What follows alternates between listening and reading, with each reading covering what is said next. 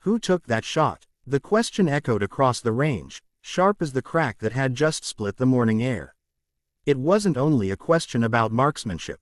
It was a challenge, a demand, a doubt wrapped in 3 simple words. On that range stood professionals who had trained their whole lives to trust precision, discipline, and results. And yet, in that moment, trust wavered. The shot had been perfect. Center mass, wind read correctly, distance judged flawlessly, the kind of shot instructors talk about in quiet, respectful tones. The kind that ends arguments. But instead of applause, there was suspicion. Instead of recognition, there was disbelief. Because the shooter did not look like the story many people expected excellence to tell. The demand came again. Who took that shot? This time it was louder. A few heads turned. Boots shifted on gravel. The range went still, not because of safety protocol, but because of something colder, assumption. When excellence challenges our expectations, our first instinct is often not admiration, but resistance. We look for an explanation that protects our old beliefs. The truth stood a few steps back, steady, calm, unflinching.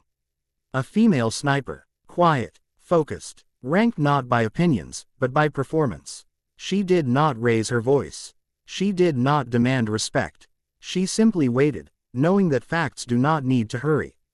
What followed is why this story matters. The demand escalated. Credentials were questioned. The range officers checked equipment. Targets were examined as if precision itself were suspicious. And still the numbers held. The shot was real. The conditions were fair. The result was undeniable. Yet the question remained. Not because the answer was unclear, but because accepting it required something harder than admitting a good shot. It required letting go of a bias. Finally, the order was given to halt the range. Training stopped. Conversations froze mid-sentence. Not because someone had failed, but because someone had succeeded in a way that unsettled expectations. The range was frozen by rank, not volume. When her credentials were read aloud, when her evaluations were cited, when her authority was made official, the doubt had nowhere left to stand. Silence followed, not the awkward kind, but the heavy kind, the silence that arrives when certainty replaces argument. That silence teaches us something. We like to believe that elite environments are immune to prejudice. That performance-driven spaces only care about results. But even the most disciplined systems are built by humans, and humans carry stories in their heads about who belongs where. Those stories are powerful. They shape reactions before facts even arrive. This speech is not about a single shot. It is about the moment when evidence collides with expectation. About the pause between disbelief and acceptance. About what happens when excellence comes from a place we did not predict. The female sniper did not ask for special treatment. She did not ask for lowered standards. She met the standard. She exceeded it. And still, the first response was not respect, but interrogation. And that is a mirror worth holding up. How many times have we demanded proof not because it was missing, but because we were uncomfortable with who provided it? How often do we freeze the range?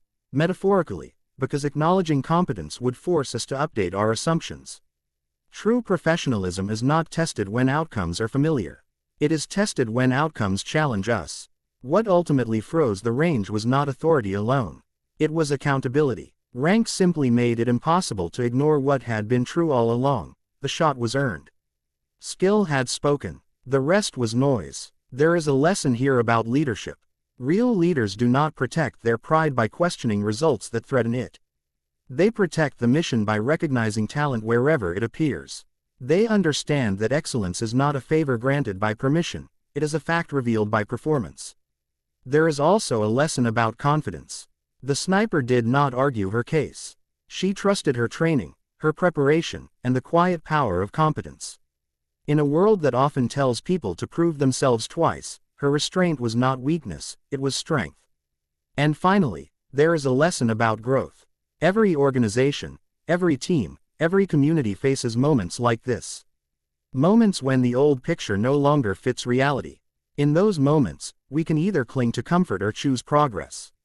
The question, who took that shot, can be asked in 2 ways. One seeks truth. The other seeks reassurance that nothing has changed. The future belongs to those willing to ask it honestly, and accept the answer, even when it surprises them. Because when we stop freezing the range, when we stop demanding disbelief before respect, we discover something powerful. Excellence has never been limited by gender, background, or expectation. It has only been limited by recognition. That shot did more than hit a target. It exposed a gap between belief and reality, and then closed it. And that is how progress sounds.